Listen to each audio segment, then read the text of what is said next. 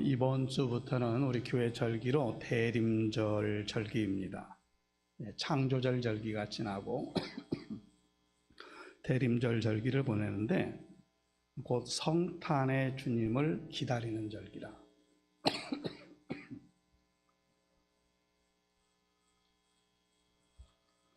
그래서 이 성탄절에 대한 의미를 우리가 좀 더 깊이 묵상하는 그러한 때라 이렇게 볼 수가 있어요.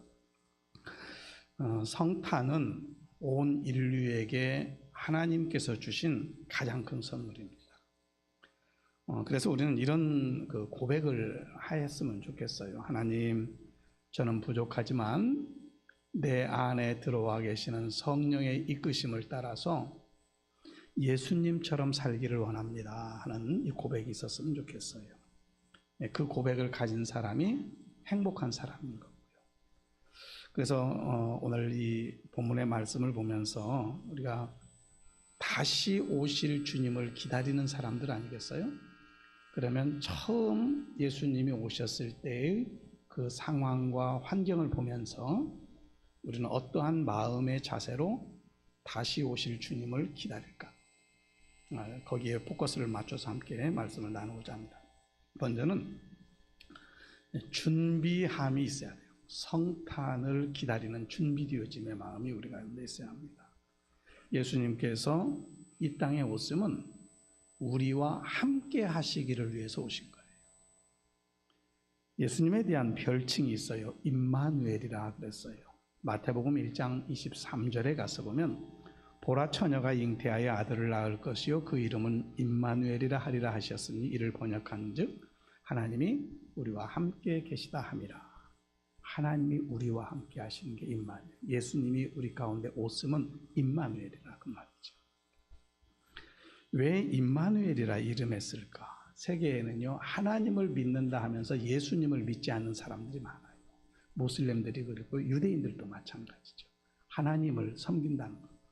그런데 예수를 믿지 않아요. 그래서 성경은 우리에게 예수님을 통하지 아니하고는 하나님께 갈 수 없다 그랬어요.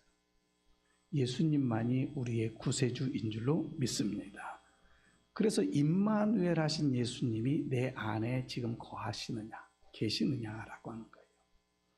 이사야서에 있는 말씀을 보면 오실 메시아에 대해서 이야기를 하고 있는데 전능하신 하나님이라 이렇게 나와 있어요. 오실 메시아를 표현해주고 있는데 그분이 전능하신 하나님이래요. 그러면 이 땅에 오신 예수님은 전능하신 하나님이신 거예요. 모든 대적을 이기시고 죽음과 죄악의 권세를 물리치신 분이 예수님이세요. 사단의 궤계를 능히 멸하신 분이 예수님이세요. 그 예수님께서 우리 가운데 임하시면 성령으로 와 계시는 거죠. 우리는 어떠한 환경 속에 있을지라도 두려워할 이유가 없어요. 죄악도 사단도 저주도 두려움도 다 주의 능력 안에 이기게 될 줄로 믿으시기를 바랍니다. 그래서 그 예수님이 우리와 함께 하시기를 위해서 유대 땅 베들레헴에 오신 거고요. 그 오신 목적은 뭘까요? 함께 하시되 우리를 구원하시기를 위해서 오신 거예요. 이사야서에 있는 말씀을 보면 그 메시아에 대해서 이렇게 설명하고 있어요. 기묘자라 모사라 이렇게 얘기하고 있어요. 기묘자라고 하는 말은 희한하다 이 말이에요. 예수님이 이 땅에 오심이 희한한 거예요. 또 이런 표현을 쓰면 그렇지만 신비하다 이런 표현이 더 어울리는 표현일 거예요. 왜 예수님이 이 땅에 오신 것이 신비할까? 처녀에게 잉태된 것은 신비로움이에요. 그리고 하나님의 사람으로 우리를 만드셨으니 신비한 거예요. 어떤 방법으로요? 그의 죽으심과 부활을 통해서 우리 한 사람 한 사람들을 하나님의 자녀가 되게 하셨잖아요. 그리고 부활하신 이후에 승천하신 모든 부분들 승천하시면서 보혜사 성령을 너희에게 보내실 거라고 하는 거, 그 보혜사 성령을 입고 우리가 이 세상을 살아가되 사탄의 궤계도 능히 물리칠 수 있는 권세를 가진 자로 살아가도록 하신 이 모든 그의 사역이 신비할 따름이다 그 말이죠. 기묘자이신 예수님께서 우리 안에 거주하시면, 내주하시면 우리 안에서부터 신비한 일들이 일어나요. 그게 뭐냐면 내 영혼이 구원받는 일이 일어나는 거예요. 신비로운 거예요. 하나님의 자녀로 거듭난 거예요. 거룩한 백성으로 살아가게 되는 거예요. 이것은 육을 쫓는 사람이 아니라 영을 쫓아서 사는 사람, 하나님의 영광을 드러내는 삶을 살기 때문에 신비한 거죠. 바로 그 예수님이 신비한 모습으로 우리를 구원하시기를 위해서 이 땅에 오셨다. 그리고 그를 모사라 했어요. 모사는 카운셀러, 상담자를 이야기하고 있어요. 그래서 이제 영어 성경에는 이 기묘자와 모사라고 하는 이 말을 한 단어로 원더풀 카운슬러라고 표현을 하고 있어요. 보혜사 성령께서 이 땅에 오신다 했는데 그 보혜사가 상담자라는 것이. 오늘 우리에게 상담해 주시는 하나님, 그래서 우리로 지각에 뛰어난 하나님의 능력 안에 살아갈 수 있도록 도와주시는 분이 바로 예수님이시다라고 하는 것이죠. 그러므로 예수로 충만하게 될 때에 놀랍고 위대한 일들이 여러분들의 삶을 통해서 나타나게 될 줄을 믿으시기를 바랍니다. 그리고 그 놀라운 일들, 기이한 일들을 경험하는 성도들이 되기를 주님의 이름으로 축복합니다. 왜요? 하늘의 비밀을 가진 자가 되었기 때문에 그래요. 모든 죄악에서 해방되어지고 구원 얻은 하나님의 백성이 되었기 때문에 그래요. 마태복음 1장 21절에서 예수님이라고 하는 이름 뜻, 아들을 낳으리니 이름을 예수라 하라. 이는 그가 자기 백성을 그들의 죄에서 구원할 자이심이라 하니라. 예수라는 이름은 자기 백성을 죄에서 구원할 자라 하는 거예요. 곧 그러므로 예수님을 나의 구주로 받아들이는 사람은 구원받은 하나님의 백성이 된 줄로 확신하시기를 바랍니다. 그저 대충 믿어봐야 되겠다가 아니라 그렇습니다라고 확신 있게 고백할 수 있어야 돼요. 그래서 이 구원의 주님을 내 안에 모시고 믿음으로 살아가는 성도들이 되기를 축복합니다.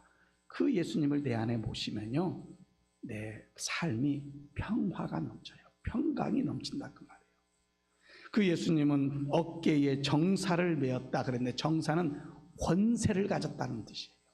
어떤 권세요? 왕의 권세를 가진 자로 이 땅에 못 쓴 거예요. 고대 국가에서는요, 왕권을 상징할 때에 이 어깨에다 금사슬을 이렇게 멋지게 메고 다녔어요. 그만큼 내가 이와 같은 사람이야 라고 드러내는 것이죠. 근데 예수님은 그러한 왕이 아니라 평강의 왕으로 우리 가운데 오셨다는 거예요. 이 세상의 왕처럼 무력으로 지배하는 것이 아니라 사랑과 평화로 다스리시는 분이라 그 말이죠. 만왕의 왕이 되시는 예수님이 사랑으로 섬기는 왕이셨다는 거예요. 주님이 나의 왕이 되시고 나를 다스리시면 그 삶에는 모든 고통과 근심과 걱정이 사라지는 줄로 믿습니다. 그 근심과 걱정과 고통이 사라지게 되어지면 거기에는 자유함과 평안함이 있는 거예요. 이 주님이 주시는 자유함과 평안함을 누리면서 살아가는 믿음의 성도들이 되기를 소망합니다. 이 평강은요, 환경을 초월해요. 지각에 뛰어난 하나님의 놀라운 역사가 그의 삶 속에 드러나기 때문에 그래요. 그의 삶은 더 이상 불안해하지 않아도 돼요. 이 주님의 평안이 여러분 가운데 함께 하시기를 주님의 이름으로 축복합니다. 이 주님, 이렇게 주님이 이 땅에 오셨는데 주님은 우리에게 다시 오실 것을 말씀하셨어요. 오늘 우리는 다시 오시는 주님을 기다리는 성도예요. 세계 인구의 3분의 1이 기독교인이라고 그래요. 그런데 그 3분의 1의 기독교인들이 다 다시 오실 주님을 기다리느냐? 그렇죠. 내 안위를 위해서 믿는 사람, 그것은 복음과는 상관이 없는 것이죠. 그러나 우리가 복음 안에 있다고 한다면 다시 오실 주님을 기다리는 거예요. 왜? 주님께서 말씀하셨기 때문에. 그 말씀을 그대로 믿는 거예요. 그래서 늘 얼마 남지 않은 것 같은 이 시대 속에서 주님을 고대하면서 살아가는 믿음이 우리 가운데 있기를 바랍니다. 흥미로운 사건은 이집트에서 있던 소건이에요. 아버지가 아내와 8살 난 딸 그리고 갓난아기를 묻어버렸어요. 그리고 죽었다고, 자기 삼촌이 죽였다고 이렇게 소문을 냈어요. 근데 그 동네에 진짜 장례식이 나서 산에 가서 장례를 치르려 보니까 어디서 소리가 나는 것 같아요. 그래서 땅을 파봤더니 거기에 아기가 살아난 거예요. 살아있는 거예요. 15일이 지난 상태예요. 그리고 나서 그 상황을 이집트 국영방송에서 생방송으로 방송을 해요. 어떻게 있었니? 그러니까 때가 되면 어떤 흰옷을 입은 사람이 와가지고 먹을 것을 준대요. 먹을 것을 이렇게 내미는 손을 보니까 손에 못자국이 흉터가 있더라는 거예요. 그래서 그 아이는 엄마와 함께 복음을 받아들인 상태이기 때문에 즉각적으로 그분이 예수님이라는 사실로 인지를 했다는 거예요. 예수님이 우리를 찾아오셨어요. 그럼 저 아기는 어떻게 했지? 그분이 엄마를 깨웠대요. 깨워가지고 아기에게, 그의 자기 동생이죠, 젖을 먹이게 했다는 거예요. 15일이 지났는데 살아난 모습으로 발견이 된 거죠. 이것이 국영방송에 그대로 생방송으로 중계가 됐어요. 이집트뿐만 아니라 아랍 국가들에게도 생방송으로 이렇게 중계가 됐어요. 그 아이가 이렇게 말했어요. 예수님이 우리에게 나타나셨어요. 예수님이 우리에게 나타나셨어요. 지금도 선교지에는 놀라운 역사들이 일어나요. 그 역사들을 통해서 기적이 아니면 믿지 아니할 사람들에게 놀라운 기적의 모습을 보여주시는 거죠. 오늘 우리는 나는 그런 기적이 없는데 염려하지 마세요. 나는 그런 기적이 없어도 예수를 믿을 수 있었다라고 하는 것, 이것은 은혜인 거고, 지금 그 사실을 내가 고백하고 있다는 것은 은혜인 거예요. 오늘 이 모습 속에서 날마다 재림이 주님께서 약속하신 말씀이기에 그 약속을 믿고 주님을 바라보며 믿음으로 살아가는 성도들이 되기를 원합니다. 예수님이 처음 초림하셨을 때에 믿는 자들이 많지 않았어요. 근데 분위기적으로는 이 이스라엘의 모든 족속들이 예수님이 오신다, 하지만 메시아가 오신다라고 하는 것이 정확한 표현이죠. 그들은 메시아를 기다리는 사람들이었어요. 그런데 예수님이 막상 오셨는데 예수님을 메시아로 받아들이지 않고 인정하려 하지 않았어요. 요한복음 1장 9절로 11절에 가서 보면 참빛 곧 세상에 와서 각 사람에게 비추는 빛이 있었나니 그가 세상에 계셨으면 세상은 그로 말미암아 지은 바 되었으되 세상이 그를 알지 못하였고 자기 땅에 오매 자기 백성이 영접하지 아니하였으나, 이렇게 말합니다. 요한 사도는 계속해서 이 메시아가 오셨음에도 불구하고 사람들이 믿지 않았다는 사실을 자꾸 이야기해요. 그것은 심판에 이르는 길이라는 거죠. 재림의 때에도 마찬가지예요. 그렇기 때문에 우리는 다시 오실 주님을 기다리면서 오늘을 살아가는 거예요. 근데 그 재림의 때를 우리가 기도하며 기다릴 필요가 있다, 그 말이에요. 믿음으로 준비되어져야 한다는 얘기예요. 어느 병원의 의사가 고아로 자라는 아이를 자기 병원에 사환으로 썼어요. 그러면서 그 아이가 이제 성장해 가면서 이 의사가 예수님을 전했어요. 예수님을 전하는데 예수님 믿으려고 하지 않는 거예요. 그래서 이 의사 선생님이 어떻게 하지 하다가 이렇게 불렀어요. 하루는 불렀어요. 아무개야, 내가 예수님이 분명히 오실 것을 내가 믿는데 그때 예수님이 오면 나의 전 재산을 너에게 주겠다. 자기 아이들도 있는데 아이들에게 준다는 말 않고 자기에게 주겠다고 약속을 한 거예요. 이 아이가 깜짝 놀랐어요. 이렇게 많은 이 빌딩도 있고 이 모든 것을 나에게 준다고? 그리고 그 얘기를 듣고 나서 집에 가서 잠을 자요. 잠을 청하는데 잠이 오지 않아요. 저 선생님이 예수님이 오시면 이 모든 재산을 나에게 준다고 하는데, 그리고 가만히 생각했어요. 도대체 그 예수님 오시면 나는 하늘나라 갈 테니까 네가 이걸 가져라, 이렇게 얘기를 한 거죠. 도대체 하늘나라는 어떤 곳이기에 그 모든 재산을 나에게 준다고 하지? 궁금증이 들었어요. 그러면서 마음에 그날 밤에 그 선생님이 그 정도 되면 하늘나라는 너무 좋을 것일 거야. 나도 그 하늘나라 가는 게 낫겠다 하고 그 다음날 돼가지고 선생님한테 갔어요. 선생님, 나 그 재산 안 받을래요. 나도 하늘나라 선생님이랑 같이 가고 싶어요. 그랬다는 이야기죠. 천국의 복음이 가장 복된 값진 복음인 줄로 믿습니다. 나를 구원한 그 복음은 이제는 다른 사람에게 증거해야 될 필요성이 있게 되어진 복음이에요. 입술로만이 아니라 예수님을 닮은 인격을 통해서 복음을 전하는 자로서의 삶을 살아야 한다는 것이죠. 자, 그러면 우리는 어떤 모습으로 준비할 수 있을까? 성전을 가까이 하면서 기도하는 삶을 쉬지 않아야 돼요. 오늘 본문 37절에 있는 말씀을 보면요, 과부가 되고 84세가 되었더라 이 사람이 성전을 떠나지 아니하고 주야로 금식하며 기도함으로 섬기더니 그랬어요. 오늘 본문을 자세히 읽어보면 이분이 결혼한 지 얼마 되지 않아서 과부가 됐어요. 그리고 나이가 84세가 됐어요. 그런데 그때까지 어떻게 보면 인간의 눈으로 보면 매우 불쌍한 여인이에요. 그런데요, 그는 행복한 여인이었어요. 왜냐하면 예수님이, 다시 말하면 메시아가 오실 것을 고대하며 주의 성전에서 금식하며 기도하는 삶, 84년을 그렇게 살았다라고 하는 것이죠. 성전을 가치 있게 여기는 사람은 성전을 중심으로 해서 살아요. 여러분들 삶의 자리에 다양한 일들이 일어날 수 있지만은 모든 시간을 주의 전에 예배하는 시간에 포커스를 맞추세요. 내 일이 소중한 것 같아도요, 그 다음에 해도 충분해요. 주님의 전을 사모하는 마음을 가져라 하는 거예요. 이 안나라고 하는 선지자가 바로 그와 같은 모습이었어요. 그래서 37절 하반절에 가서 보면 주야에 금식하며 기도로 섬겼더라 이렇게 이야기하고 있잖아요. 금식하며 기도하며 성전에 있기를 사모했다. 기도는요, 성도의 특권이에요. 우리는 언제나 알잖아요. 나 자신이 너무나도 연약한 존재라는 것을 알아요. 그런데 이 연약함을 극복할 수 있는 게 뭐냐면 기도예요. 어떻게 기도해야 할지 잘 모릅니까? 하나님 앞에, 하나님 나의 연약함을 아시잖아요. 성령님 나를 붙들어 주세요. 그리고 주님 앞에 내 모든 것을 맡깁니다라고 고백할 때에 내 마음에는 평안이 찾아오게 되는 거예요. IQ가 높은 사람이 예수를 잘 믿는 게 아니라 믿음 있는 사람이 예수를 잘 믿는 거 아니겠어요? 그래서 우리는 기도를 쉬지 말아야 돼요. 주의 전을 사모하는 마음을 가져야 돼요. 이것이 주님을 기다리는 성도의 모습이라 그 말이죠.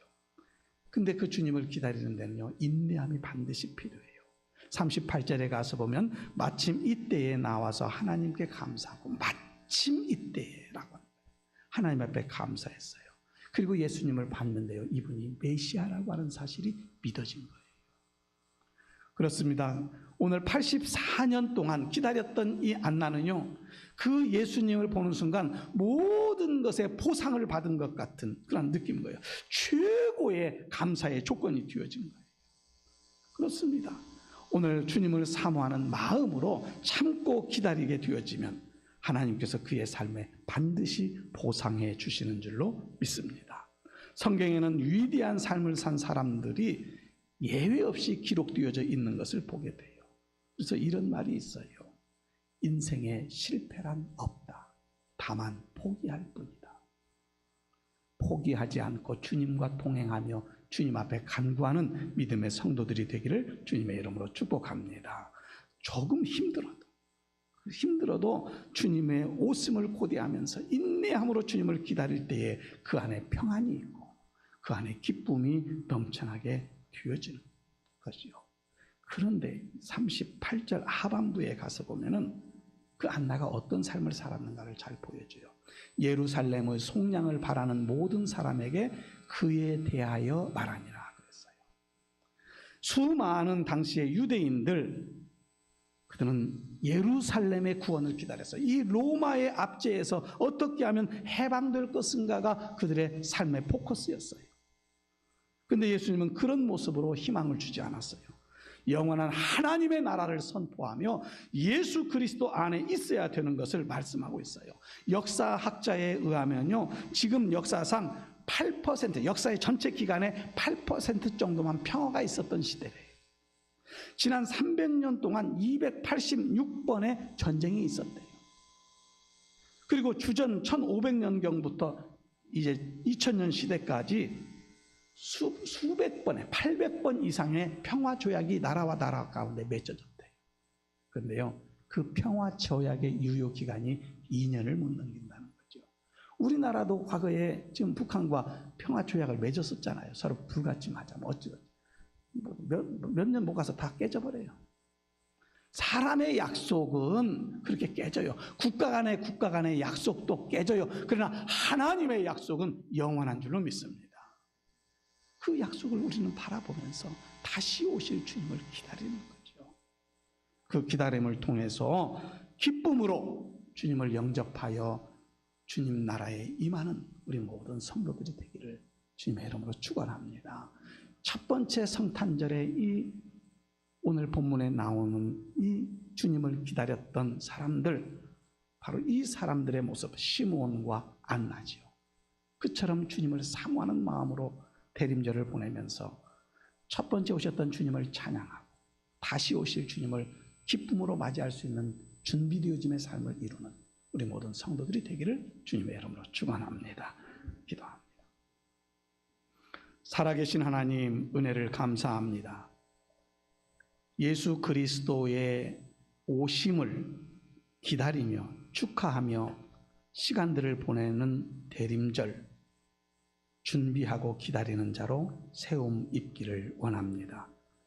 그 준비하고 기다리는 자의 심령에 주님이 주시는 위로와 평안이 넘쳐남을 믿습니다.